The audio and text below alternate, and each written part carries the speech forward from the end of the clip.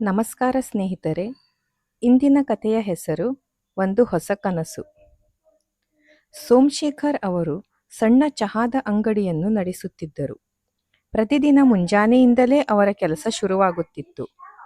ಚಹಾ, ಬಿಸ್ಕೆಟ್ ಮತ್ತು ಪಪ್ಸ್ ಮಾರಾಟ ಮಾಡುವುದರಿಂದ ಬರುವ ಹಣವೇ ಅವರ ಕುಟುಂಬದ ಆಧಾರವಾಗಿತ್ತು. ಅವರ ಅಂಗಡಿ ಒಂದು ಸಣ್ಣ ಬಸ್ ನಿಲ್ದಾಣದ ಪಕ್ಕದಲ್ಲೇ ಇತ್ತು. ಪ್ರತಿದಿನ ನೂರಾರು ಜನ ಬಂದು ಹೋಗುತ್ತಿದ್ದರು. ಹಲವರು ಬಸ್ಸಿಗಾಗಿ ಕಾಯುತ್ತಾ ಚಹಾ ಕುಡಿಯುತ್ತಿದ್ದರು. ಇನ್ನೂ ಹಲವರು ತಮ್ಮ ಪ್ರಯಾಣದ ಆಯಾಸವನ್ನು ಮರೆಯಲು ಒಂದು ಕಪ್ ಚಹಾ ಕುಡಿಯುತ್ತಿದ್ದರು. ಸೋಮಶೇಖರ್ ಅವರ ಚಹಾದ ಅಂಗಡಿ ಬಸ್ ನಿಲ್ದಾಣದ ಪಕ್ಕದಲ್ಲಿದ್ದುದರಿಂದ ಸದಾ ಗಿಜಿಗುಡುತ್ತಿರುತ್ತಿತ್ತು. ಮುಂಜಾನೆ 5 ಗಂಟೆಗೆ ಸೋಮಶೇಖರ್ ಎದ್ದು ಅಂಗಡಿ ತೆರೆಯುತ್ತಿದ್ದರು. ಮೊದಲಿಗೆ ಅಂಗಡಿ ಸ್ವಚ್ಛ ಮಾಡಿ, ಒಲೆ ಹಚ್ಚಿ, ದೊಡ್ಡ ಪಾತ್ರೆಯಲ್ಲಿ ನೀರು ಹಾಕಿ, ಚಹಾ ಪುಡಿ, ಸಕ್ಕರೆ, ಏಲಕ್ಕಿ ಹಾಕಿ ಕುದಿಯಲು ಬಿಡುತ್ತಿದ್ದರು. ಆ ಪರಿಮಳ ಇಡೀ ಪ್ರದೇಶದಲ್ಲಿ ಹರಡಿ ಚಹಾ ಕುಡಿಯುವವರನ್ನು ಆಕರ್ಷಿಸುತ್ತಿತ್ತು. ಅಂಗಡಿ ತೆರೆದ ಕೆಲವೇ ಹೊತ್ತಿನಲ್ಲಿ ಜನ ಬರಲು ಪ್ರಾರಂಭಿಸುತ್ತಿದ್ದರು. ಕೆಲವರು ದಿನಪತ್ರಿಕೆ ಓದುತ್ತಾ ಚಹಾ ಹೀರುತ್ತಿದ್ದರೆ, ಮತ್ತೆ ಕೆಲವರು ಬಸ್ ಬರುವ ಸಮಯ ನೋಡುತ್ತಾ ನಿಧಾನವಾಗಿ ಚಹಾ ಸವಿಯುತ್ತಿದ್ದರು. ಸೋಮಶೇಖರ್ ಎಲ್ಲರಿಗೂ ನಗುಮೊಗದಿಂದ ಚಹಾ ಕೊಡುತ್ತಿದ್ದರು. ಅವರ ಕೈಯಿಂದ ತಯಾರಾದ ಚಹಾಕ್ಕೆ ವಿಶೇಷ ರುಚಿ ಇತ್ತು ಎಂದು ಜನರು ಹೇಳುತ್ತಿದ್ದರು. ಅಂಗಡಿಯಲ್ಲಿ ಬರೀ ಚಹಾ ಮಾತ್ರವಲ್ಲ, ಬಿಸ್ಕೆಟ್, ಪಪ್ಸ್, ಬ್ರೆಡ್ಡು, ಬನ್ನು ಸಹ ಮಾರಾಟ ಮಾಡುತ್ತಿದ್ದರು. ಮಕ್ಕಳು ಬಂದರೆ ಅವರಿಗೆ ಬಿಸ್ಕೆಟ್ ಕೊಡುತ್ತಿದ್ದರು. ಹಿರಿಯ ನಾಗರಿಕರು ಬಂದರೆ ಅವರಿಗೆ ಕುಳಿತುಕೊಳ್ಳಲು ಒಂದು ಬೆಂಚು ಹಾಕಿದ್ದರು. ಸೋಮಶೇಖರ್ ಅವರ ಒಳ್ಳೆಯ ಗುಣಗಳಿಂದಲೇ ಅವರ ಅಂಗಡಿ ಹೆಸರುವಾಸಿಯಾಗಿತ್ತು. ಒಂದು ದಿನ ಸೋಮಶೇಖರ್ ಅವರ ಅಂಗಡಿಗೆ ಒಬ್ಬ ವೃದ್ಧ ವ್ಯಕ್ತಿ ಬಂದರು.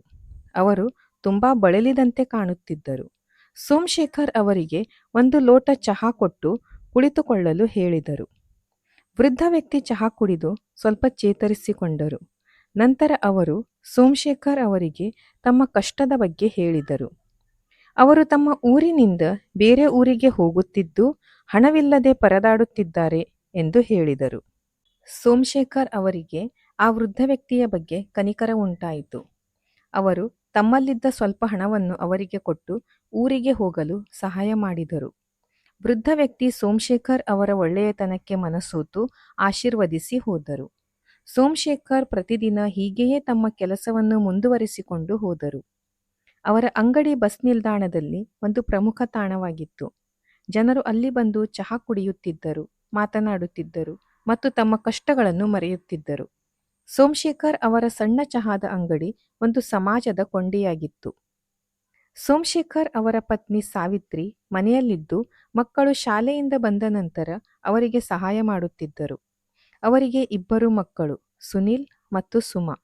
ಸುನಿಲ್ 10ನೇ ತರಗತಿಯಲ್ಲಿದ್ದರೆ ಸುಮಾ 7ನೇ ತರಗತಿಯಲ್ಲಿ ಓದುತ್ತಿದ್ದಳು.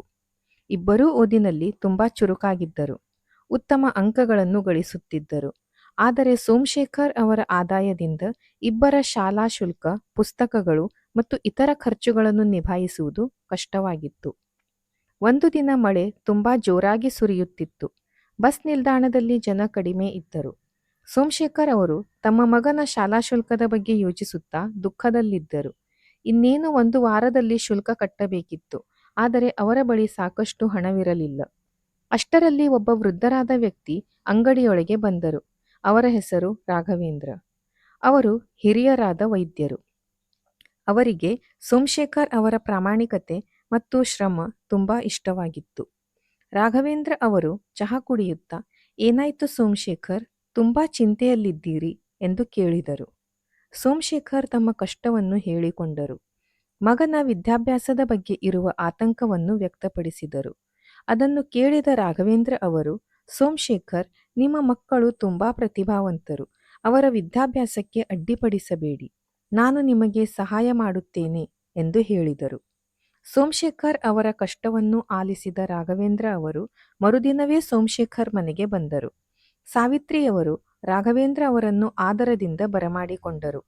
ರಾಘವೇಂದ್ರ ಅವರು ಸುನಿಲ್ ಮತ್ತು ಸುಮಾ ಇಬ್ಬರನ್ನೂ ಮಾತನಾಡಿಸಿ ಅವರ ಆಸಕ್ತಿಗಳು, ಗುರಿಗಳ ಬಗ್ಗೆ ತಿಳಿದುಕೊಂಡರು.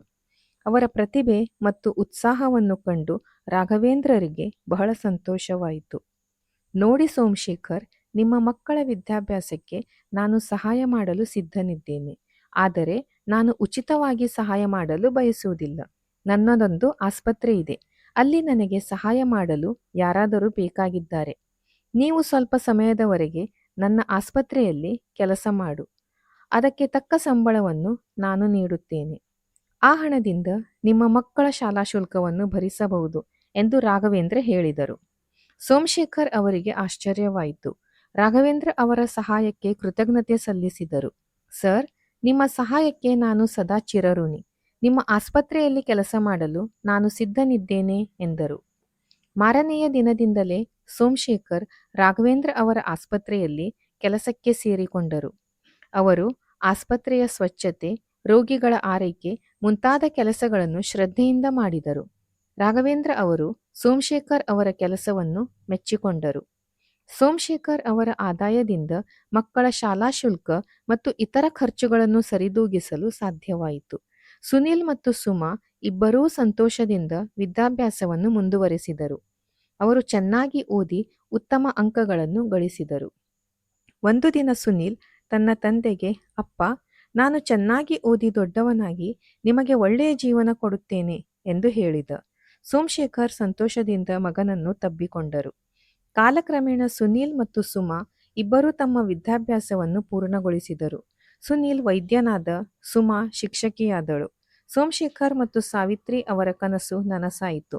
ಅವರು ತಮ್ಮ ಮಕ್ಕಳ ಸಾಧನೆಯನ್ನು ಕಂಡು ಹೆಮ್ಮೆಪಟ್ಟರು. ರಾಘವೇಂದ್ರ ಅವರು ಸೋಮಶೇಖರ್ ಕುಟುಂಬಕ್ಕೆ ಸಹಾಯ ಮಾಡಿದ್ದಕ್ಕೆ ಸಂತೃಪ್ತರಾದರು. ಅವರು ಸೋಮಶೇಖರ್ ಅವರ ಪ್ರಾಮಾಣಿಕತೆ ಮತ್ತು ಶ್ರಮವನ್ನು ಮೆಚ್ಚಿದರು. ಒಂದು ಸಣ್ಣ ಸಹಾಯವು ಒಂದು ಕುಟುಂಬದ ಜೀವನದಲ್ಲಿ ಹೇಗೆ ಬದಲಾವಣೆ ತರಬಹುದು ಎಂಬುದನ್ನು ರಾಘವೇಂದ್ರ ಅರಿತುಕೊಂಡರು. ಅಂದಿನಿಂದ ಸೋಮಶೇಖರ್ ಅವರ ಕುಟುಂಬ ರಾಘವೇಂದ್ರ ಅವರ ಹಳ್ಳಿಯಲ್ಲಿ ಶಿಕ್ಷಣ ಮತ್ತು ಆರೋಗ್ಯದ ಬೆಳವಣಿಗೆಗೆ ಸಹಾಯ ಮಾಡುತ್ತಾ ಬಂದರು. ಅವರ ಕಥೆ ಆ ಪ್ರದೇಶದಲ್ಲಿ ಒಂದು ದಂತಕಥೆಯಾಯಿತು ಮತ್ತು ಅನೇಕ ಜನರು ಸೋಮಶೇಖರ್ ಮತ್ತು ರಾಘವೇಂದ್ರ ಅವರ ಆದರ್ಶಗಳನ್ನು ಅನುಸರಿಸಲು ಪ್ರಾರಂಭಿಸಿದರು. ಈ ಕಥೆಯು ಪ್ರಾಮಾಣಿಕತೆ, ಶ್ರಮ ಮತ್ತು ಸಹಾಯ ಮಾಡುವ ಮನೋಭಾವದ ಮಹತ್ವವನ್ನು ತಿಳಿಸುತ್ತದೆ. ಕಷ್ಟದಲ್ಲಿರುವವರಿಗೆ ಸಹಾಯ ಮಾಡಿದರೆ ಅದು ಅವರ ಜೀವನದಲ್ಲಿ ಸಕಾರಾತ್ಮಕ ಬದಲಾವಣೆಯನ್ನು ತರಬಹುದು ಎಂಬುದನ್ನು ತೋರಿಸುತ್ತದೆ. ಕತೆ ಇಷ್ಟವಾದಲ್ಲಿ ಲೈಕ್ ಮತ್ತು ಸಬ್ಸ್ಕ್ರೈಬ್ ಮಾಡುವುದನ್ನು ಮರೆಯಬೇಡಿ. ಇನ್ನೊಂದು ಹೊಸ ಕಥೆಯಲ್ಲಿ ಭೇಟಿಯಾಗುತ್ತೇನೆ. ಧನ್ಯವಾದಗಳು.